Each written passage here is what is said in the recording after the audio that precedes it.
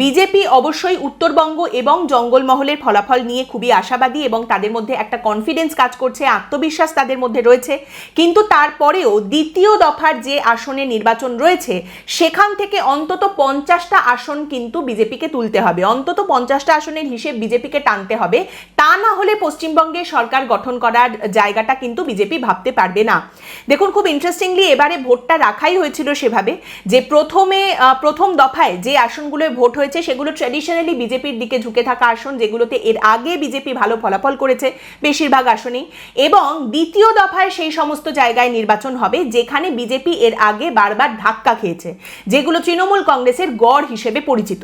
তো প্রথম দফায় যেহেতু তাদের দিকে ঝুঁকে থাকা আসনগুলোয় ভোট হয়েছে, সেখান থেকে বিজেপির অলরেডি একটা মোমেন্টাম থাকার কথা এবং বিজেপির তরফ থেকে সেটাই কিন্তু প্রজেক্ট করা হচ্ছে যে দেখো, প্রথম দফায় আমরা অলরেডি ভালো ফলাফল করেছি, ভালো আমাদের স্ট্রং হোল্ড, আমাদের শক্তি যেখানে বেশি রয়েছে সেসব জায়গায় ভোট হয়েছে, ভালো আমরা নাম্বার এখান থেকে বের করতে পারবো।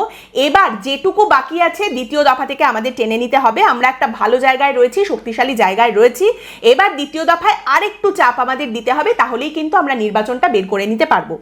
অন্যদিকে তৃণমূল কংগ্রেস এবার কিন্তু দ্বিতীয় দফায় যে আসনগুলোয় নির্বাচন হচ্ছে সেখানে নিজেদের জেতা আসন রক্ষা করার জায়গায় দাঁড়িয়ে রয়েছে। এই আসনগুলোতে তৃণমূল কংগ্রেসের শক্তি ভালো জায়গায় রয়েছে, তাদের দাপট আছে, ভোট করানোর ক্যাপাসিটি রয়েছে, বুথ ম্যানেজমেন্ট ভালো। কিন্তু এই জায়গাগুলোতে তৃণমূল কংগ্রেসের সব থেকে বড় শত্রু গোষ্ঠী কোন্দল, গোষ্ঠী দ্বন্দ্ব, দুটো লবির মধ্যে ঝামেলা।